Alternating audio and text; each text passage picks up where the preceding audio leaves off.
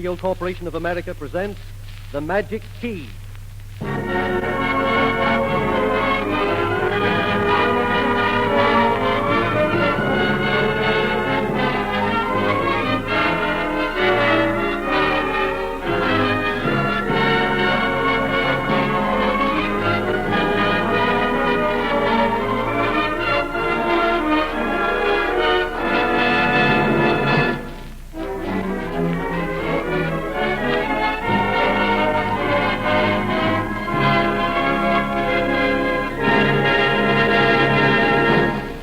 Again, the magic key turns.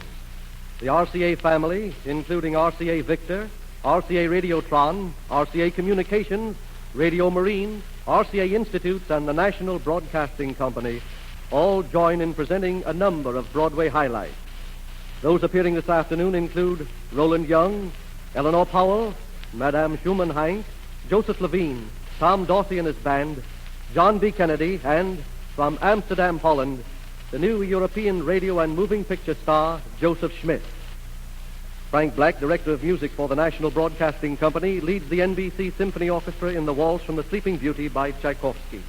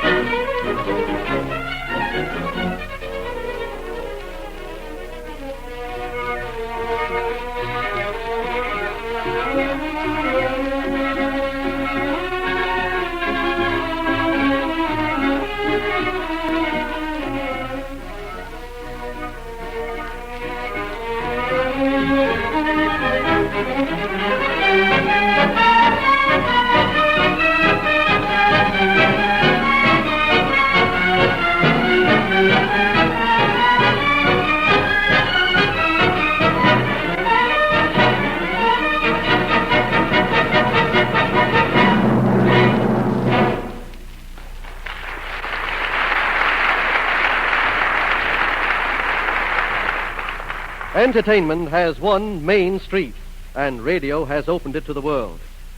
To an artist, Broadway is not a street, it is success. On the European Broadway, there is a new star, JOSEF SCHMIDT. His radio singing inspired the song titled, My Song Goes Round the World. It became the title song of a moving picture in which he was featured. His singing in the picture almost instantly brought him the reputation of being Europe's most popular romantic tenor. This afternoon, he is singing from Holland, and his song really goes round the world as JOSEF SCHMIDT sings Simplicus Waltz by Johann Strauss and My Song Goes Round the World. The Magic Key of RCA turns to Amsterdam.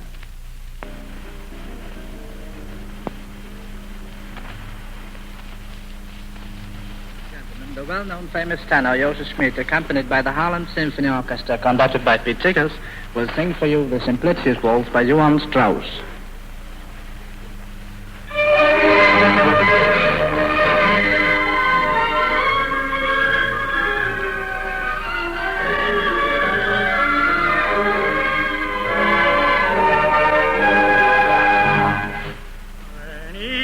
Die Hoffnung gewähr, gibt es dies Welt nicht mehr.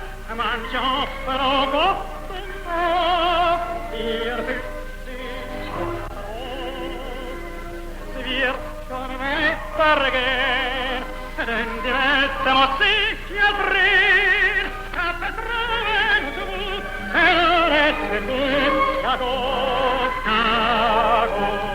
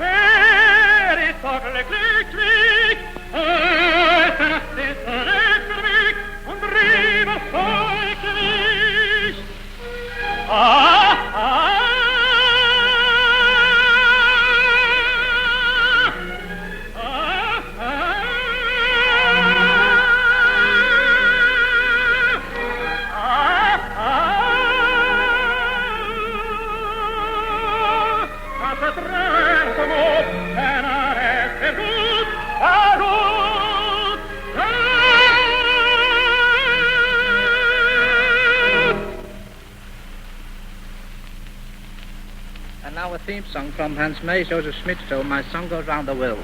JOSEF SCHMIDT will sing it in English. I'm sure you'll like it.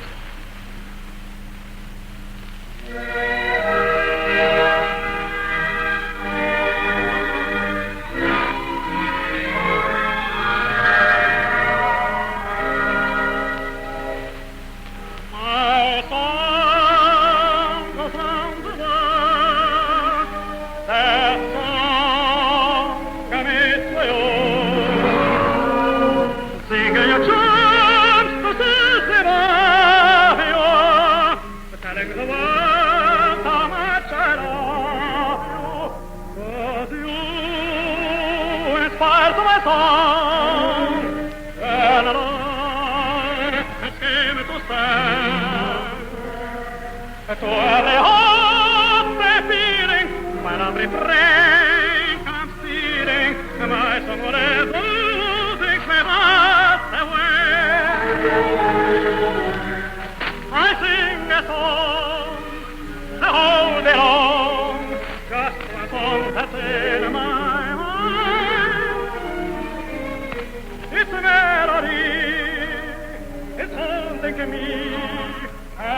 night and day I find it echoes deeper than the heart of every lover among the high hills, among the lows, the center of the throne.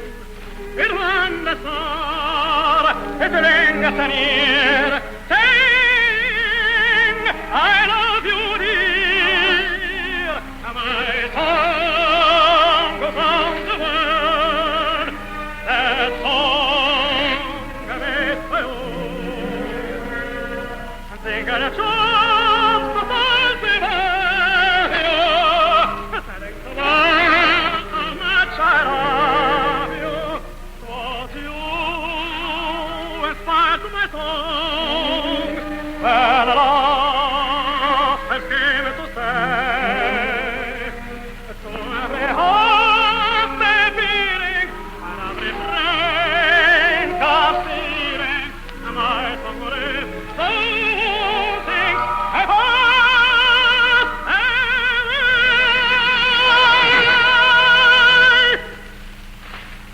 You've just heard Joseph Schmidt, the great tenor, who sent his greeting to America. Goodbye, everybody. Goodbye. It's been a real pleasure, Mr. Schmidt, to bring your voice to America from Amsterdam, Holland. Our listeners will be interested in knowing that the RCA receiver at Riverhead, which brought in Joseph Schmidt from Amsterdam, was designed by the same engineers that built the new 1936 RCA Magic Brain radio with magic eye and metal tubes. This new receiving set gives worldwide reception with startling reliability.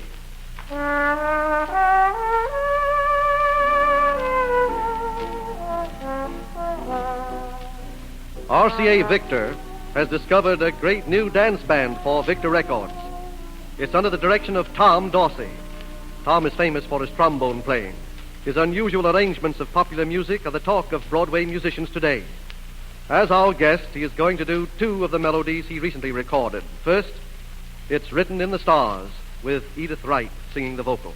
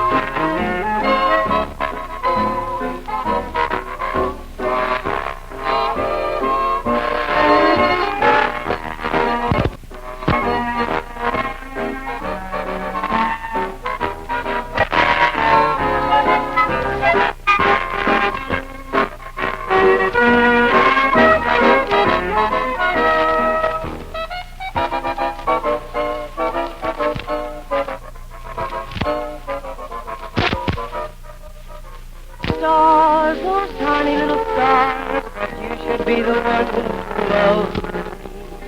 Your heart full of love, heavenly heart of love.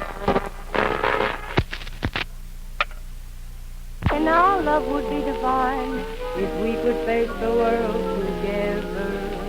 You and only you can make my dream come true, sweetheart.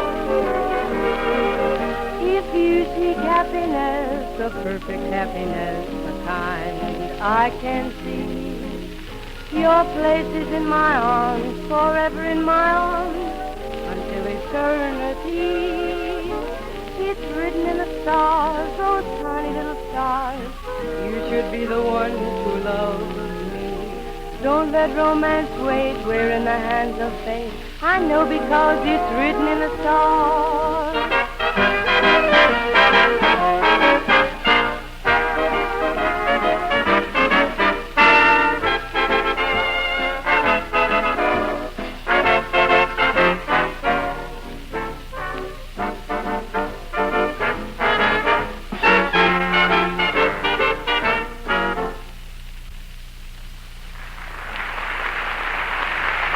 The next number is more typical of Tom Dorsey. I've Got a Note, with Cliff Weston singing the vocals.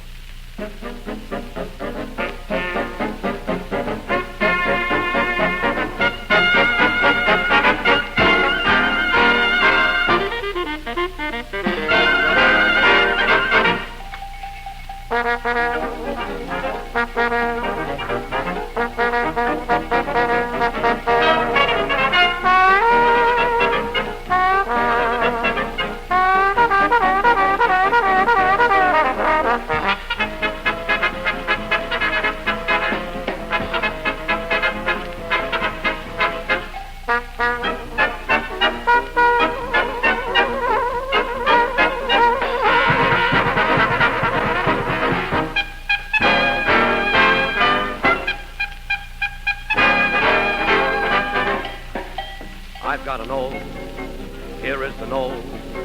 I didn't choose it, but I'll never lose it while I've got a note. I've got a note, here is the note. I'm not a liar, it's one octave higher, but this is the note. Oh, look, look, look, I've gone on to another one. Do you like this note better than the other one? Back on the note, here is the note. This is the first one, it may be the worst one, but I've got a note.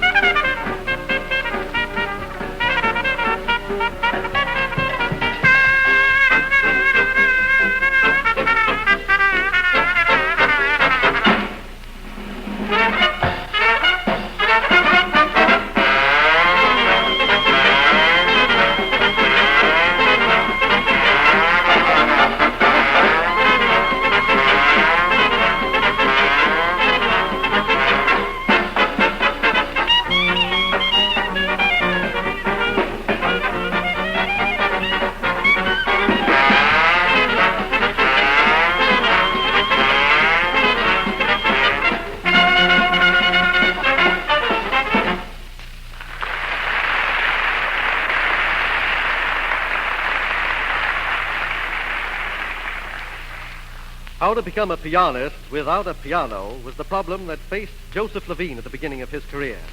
The LHEVINNE family lived in a small town close to Moscow. His father was a trumpet player in the Royal Opera, but was too poor to indulge in any luxuries, much less a piano. By chance, a brother-in-law sent them an old square instrument to keep for him rather than store it. With this valuable accessory, the father put his son through a rigid test to ascertain if he possessed any musical qualifications. From that humble start, one of the truly great pianists of today was born. Joseph LHEVINNE plays Chopin's Polonaise in A-flat.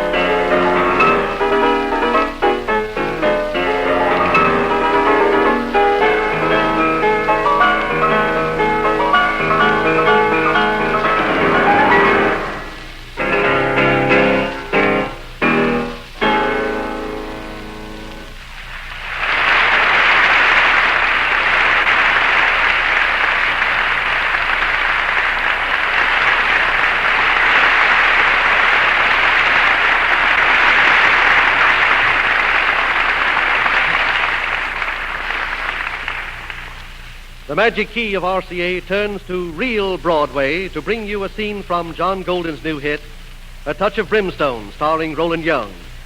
RCA Photophone has often brought his voice to you in moving picture theaters. Frank Craven, the famous author and player who personally directed this comedy for Mr. Golden, is here with us today to introduce the scene. Mr. Craven.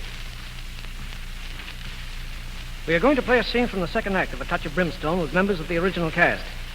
The Roland Young part, Mark Faber, is a theatrical producer, a brilliant, thoroughly capable man, but very self-satisfied and domineering.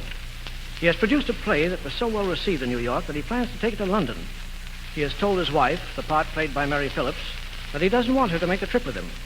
But even while he's on the high seas, he decides he does need her and cables her to come over on the next boat. So Mrs. Faber sails to join her husband. On the same boat are the actors of the company, the author of the show, the financial backer, and his wife. All of them, thinking Mrs. Faber is sailing contrary to her husband's wishes, ignore her presence. They even go so far as to snub her, believing in their sycophantic minds it'll be something of which Faber would approve. But when they get to London, they find Mrs. Faber being received and treated like a queen by her husband.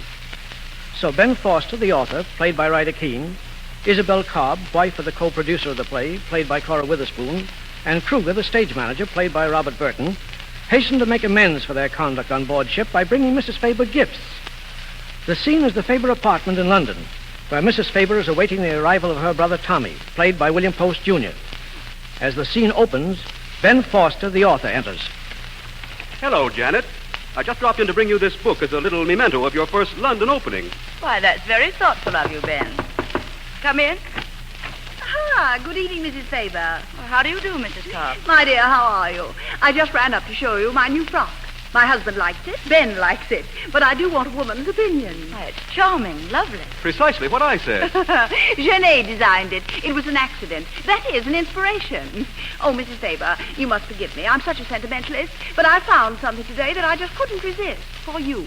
Just a little memento. Why, thank you, Mrs. Cobb. Ben brought me a little present, too. Did he? Well, now, what a coincidence.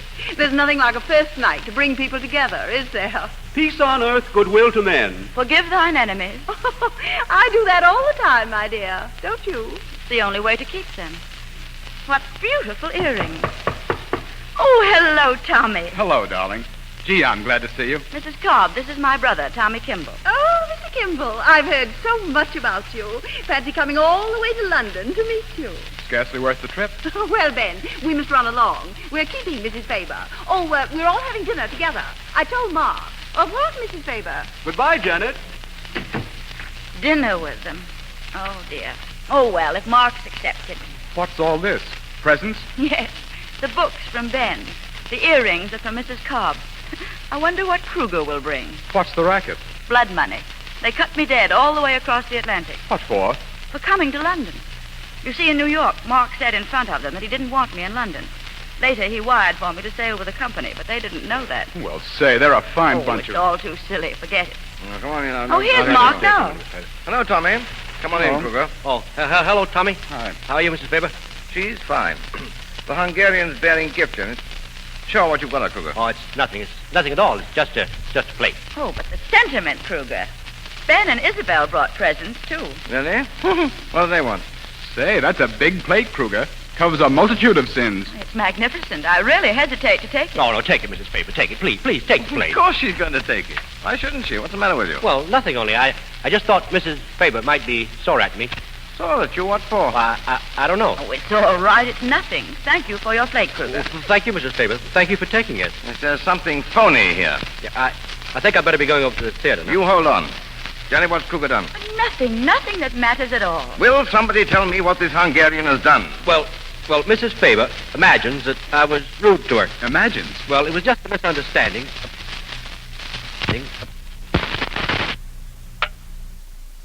To the company on board ship. Mark, will you stop this? Don't get yourself all worked up, darling. Well, Kruger? Well, I just asked her not to come to the dinner. You what? Yeah. Janet, he asked you not to come to this dinner? But I didn't want to go to the dinner. I didn't mean anything. You see, it was Ben Foster's idea. He was afraid Mrs. Faber would hear about the dinner and come to it. This is getting better and better. Go on. Well, Foster told me to tell her it was just for the company. You see, Mrs. Cobb told him. Oh, wait a minute. Mrs. Cobb, too, eh? Oh, yeah. Mrs. Cobb go to the dinner? Oh, sure. I see. Mrs. Cobb was asked to go to the dinner. Mrs. Faber was asked to stay away. Janet, why didn't you tell me this? But I don't care. Can't I make you understand? I don't care. Now, don't get yourself all upset and excited, darling, please. Tommy, where's Ben Foster? I don't know. He left with Mrs. Cobb. Operator, get me the Cobb suite, if you please. Mark, what are you going to do? Listen, Mr. Faber, I can explain this to Hello, you. Foster. I want you here at once. We'll get at the facts, yeah? Oh, is this the time, Mark? I don't thank you for this, Mark. Janet, where are you going? I'm going to dress. No, you stay here. This is your show. Hello, did you want me? Yes. Foster, did you give these earrings to Janet?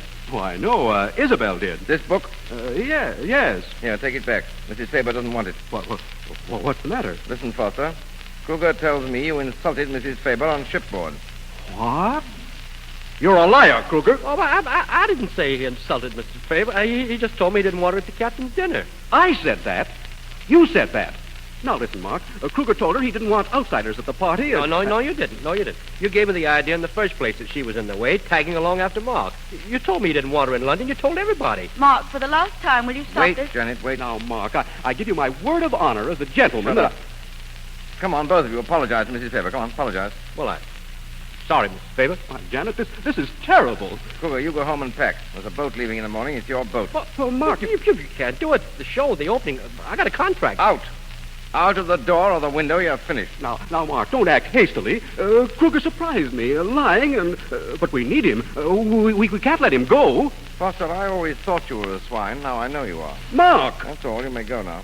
Well, I'm sorry, Janet. This must have been a painful scene for you. Don't prolong it. Get out, both of you. Why did you keep this from me? Oh, leave me alone. Good Lord, she's crying. I'm not crying. What's the matter with her, Tommy? Well, she's hurt. That scene was a tough spot for her. Well, they had it coming to them, didn't they? I want her to see them get it. Oh, Mark, how could you? Oh, don't you see, darling? Those heels insulted you. No. Well, it'll never happen again. Well, how reassuring. Are you being sarcastic? Yes. What's the matter with you? You made a fool out of me. Down on your knees to Mrs. Faber. Well, what's wrong with that? Down on your knees to Mr. Faber. That's what you meant. That's why you made that horrible scene. You didn't care how I felt. You enjoyed it. Your sister's a strange girl, Tommy. Mark, take Kruger back. No. Mark, fire him later if you want to, for some other reason. Nope. Mark, I don't want to be the cause of any trouble tonight. Now do this much for me. All right, well, I'll let him work for tonight, but only tonight. He's taking that boat back tomorrow.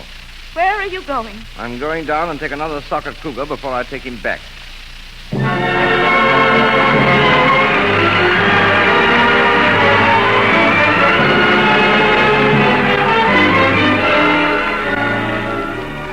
It's been a pleasure to have had this touch of Broadway, Mr. Craven.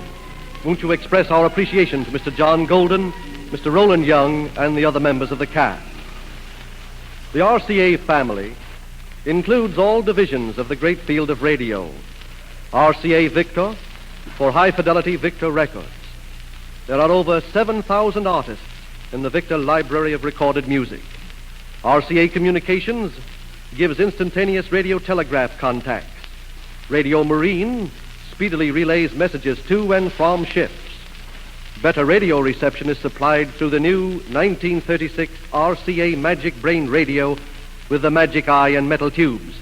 And all of these services and products are made possible by RCA microsensitive radio tubes.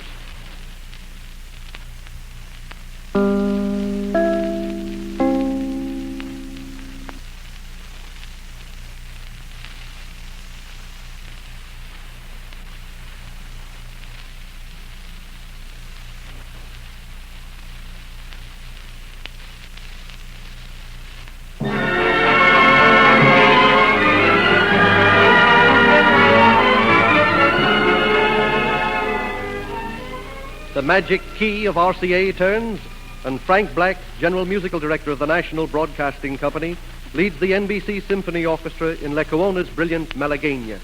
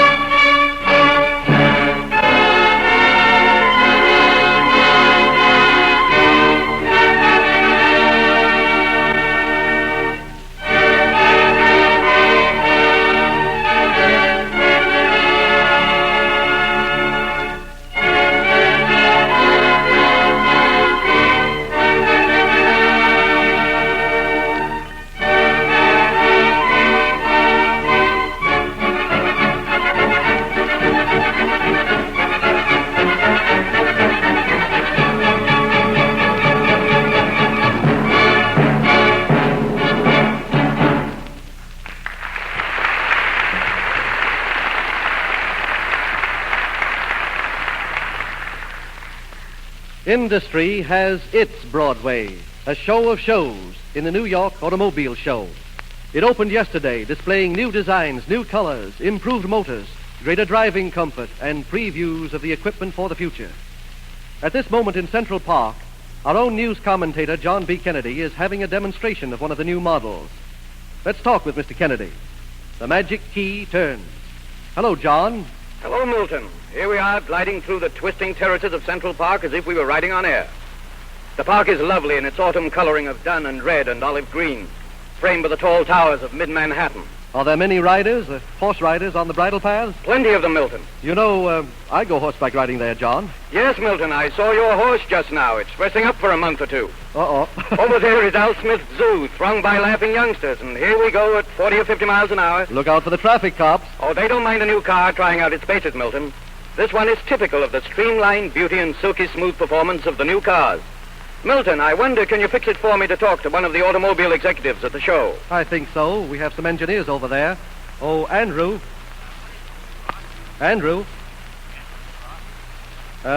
John B. Kennedy's riding through Central Park, and he wants to talk to a motor executive at the auto show. How about it? Sure, I want to talk to. Why, Andrew, to Mr. W.R. Tracy. He's executive vice president of the Hudson Motor Car Company. He told me he'd be there this afternoon. He's right here. Hello, Bill Tracy. Hello, John Kennedy. How does the new automobile show stack up with the last one, Bill? It's just as far ahead of it as that one was ahead of its predecessor.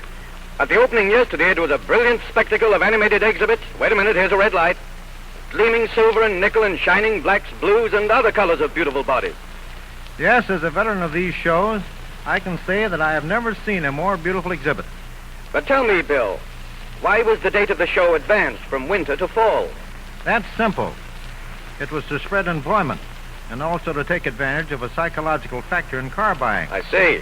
When we held the show in January, there was a longer annual slump in employment between disposing of old inventories and getting ready for the new show. Now we have ample evidence with this new plan that the show in fall stimulates buying. Orders are piling up. People are seeing the wisdom of going into winter with a new mechanically perfect car. I should say so. And employment in the automotive industry is bigger and steadier. Why, yes. Here we go again. I couldn't help thinking, Bill, looking at the galaxies of cars at the show, how even though the dollar has gone on a diet, the American motor car gives more for the money than ever before. That's true of all the cars in this show. About how would you figure it, Bill? Which way do you mean, John? Well, I bought my first car for about $1,500, and in those days you had to pay extra for everything, including the motor. What would $1,000 worth of motor car today have cost you 10 or 20 years ago? I can be specific. 20 years ago, you would have paid more than $3,000 for what you get in a car for $1,000 today. That's plenty. 10 years ago, the car that now costs you $1,000 would have cost you more than $2,000.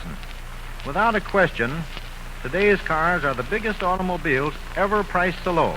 And of course, you'll be glad to know our cars are equipped with the newest RCA Victor auto radios. Well, that's smart, and you'll be glad to know, Bill, that the car I'm traveling through Central Park in is equipped with a new RCA transmitter through which I'm talking to you.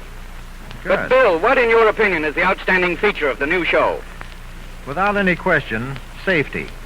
That's the predominant topic. In this show, more cars than ever before have bodies all of steel. More offer glass that is shatterproof. More have hydraulic brakes. Some even have the double safety of two braking systems from one brake pedal. There's another red light, Bill, but then stopping takes precedence over speed now. Oh, not at all, John. Speed can be just as much a factor in safety as brakes are when you have to step out of a jam in traffic. Just as we did when we started just now. Right. And steering, too, is made much safer in the new cars with radio safety control that holds the axle in a two-arc and free steering from any braking strains. Well, Bill, about as much as I can understand mechanically is the way a shoehorn works. But these new cars seem to me marvels of design. And they're marvels in performance, too, John. They fulfill, in my opinion, the ambition of the industry to produce the perfect car to go and the perfect car to stop. What more can anybody want? Nothing within reason. Success to the show, Bill. We'll have it. So long, John. Goodbye, Bill. See you later. Is that all now, Mr. Kennedy? Yes, thank you, Milton. From this new 1936 car by shortwave radio, we bid you all good afternoon.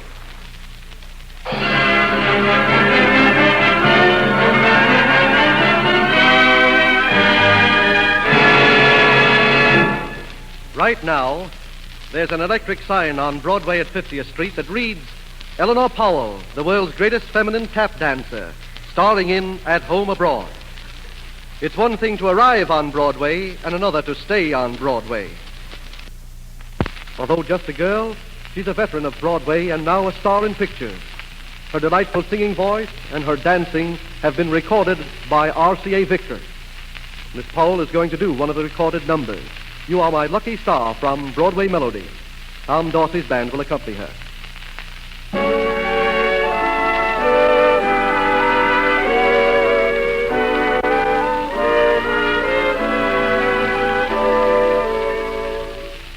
In my imagination, I live the things I'd like to do. In my imagination, make believe is really true. In my imagination, I paint a scene of ecstasy. In my imagination, my hero sings these words to me. You are my lucky star. I saw you from afar. Two lovely eyes that knew they were gleaming.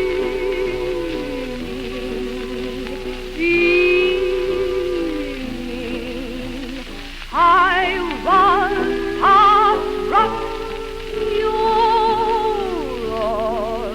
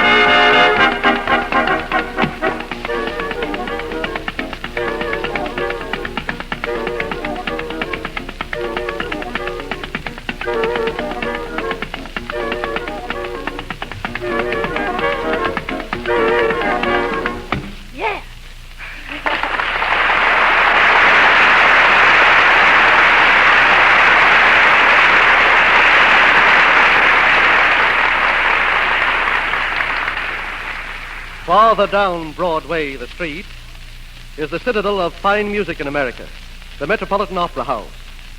It has given us the greatest of the great. It has given us one of the most beloved singers of all time, our own Madame Schumann-Heink.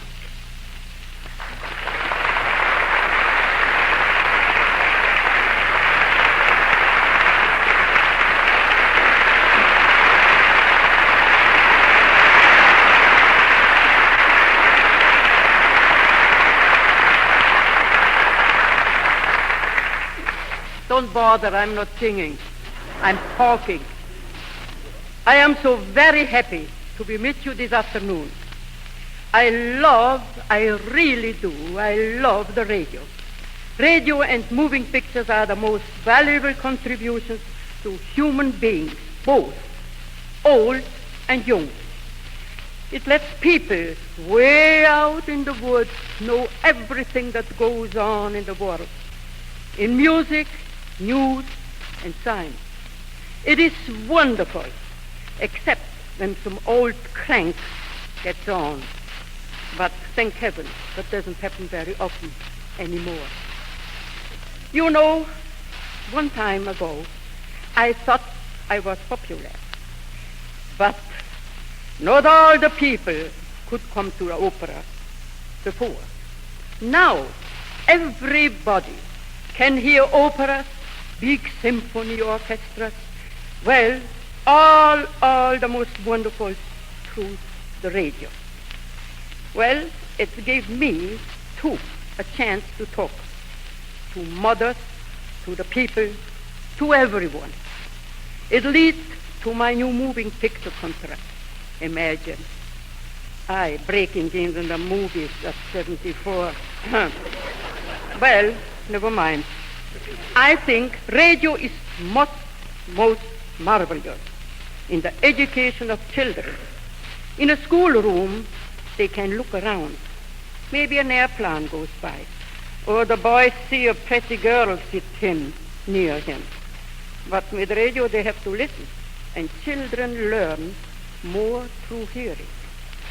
You know, I had some boys myself. Armistice Day coming next week reminds me of it.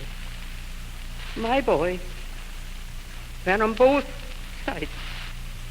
But now with radio and everybody able to talk to each other and know what the other fellow is thinking, maybe there won't be any more war. Let us hope. Certainly people understand things better. They understand music too, so very much better, and can appreciate it. You don't have to know highbrow music to understand it. I know, because my greatest critic and best critic in the world couldn't read a note. It was only my husband, the father of my children.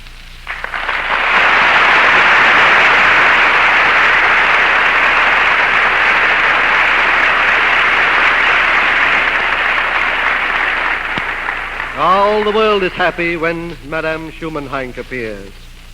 RCA Victor has perpetuated the art of Madame Schumann-Heink on Victor Records. That's just one of the many functions of the various members of the RCA family. RCA microsensitive radio tubes improve the performance of any radio set. The new 1936 RCA Victor Magic Brain Radio has established a new standard for radio performance. RCA Communications takes your radiograms to all parts of the world instantly. Radio Marine carries your messages to and from ships. RCA perfected the manufacturing technique for metal tubes. Metal tubes, the sign of an up-to-date radio set, have already been adopted by 48 radio manufacturers. Now the Magic Key of RCA turns to a medley of some of the most popular melodies ever played and sung on Broadway.